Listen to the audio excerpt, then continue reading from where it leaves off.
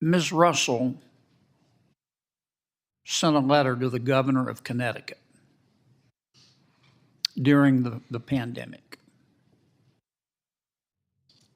Here's what she said, quote, "As they stand, prisons and jails are detrimental to public health and human rights and disproportionately harm marginalized communities, including Black, brown, indigenous, and other communities of color, immigrants, people with mental illness, people with disabilities, people in the LGBTQ plus community, people who use drugs, people engaged in sex work and street economies, and people experiencing houselessness and poverty."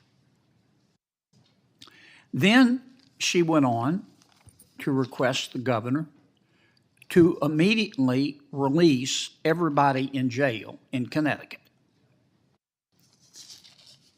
It's unclear to me whether she was talking about just during the pandemic or on a permanent basis.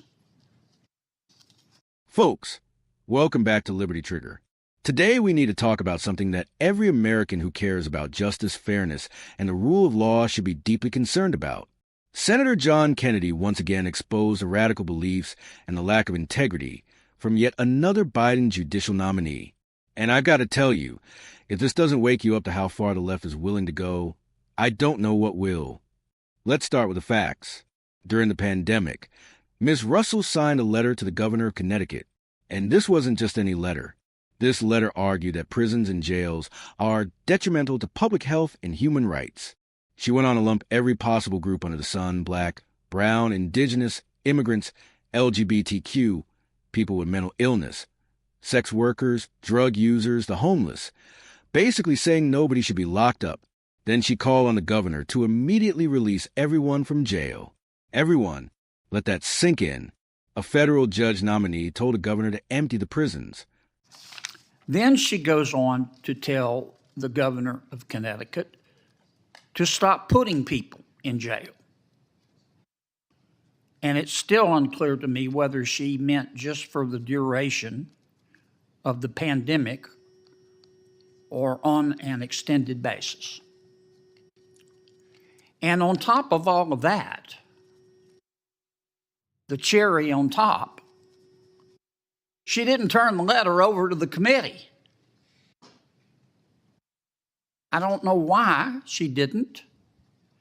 Perhaps she thought, I'm not saying this is the case, she thought we wouldn't find it. It took about 7.3 minutes on Google to find it.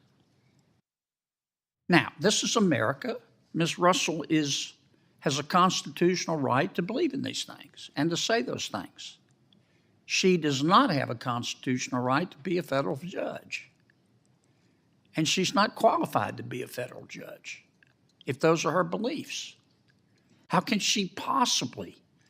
any criminal defendant in front of her or any prosecutor in front of her think that they're getting a fair shake in light of this letter when she sentences someone to prison, if she ever does sentence someone to prison? It's just simply breathtaking.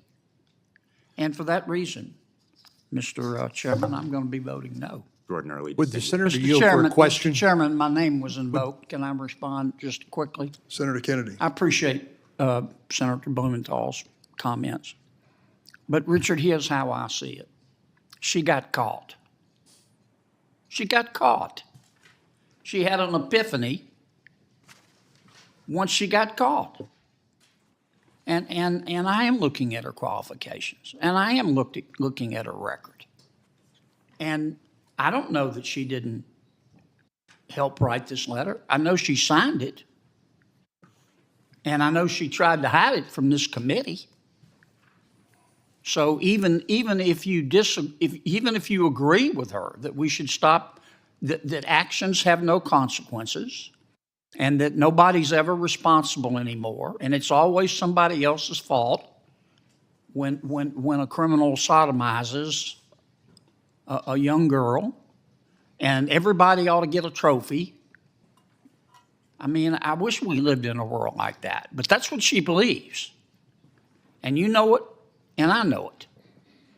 And she has recanted after she got caught, and she got caught because she didn't turn it over to us, for God's sakes. Senator, we had to find it on our own. Shame on her.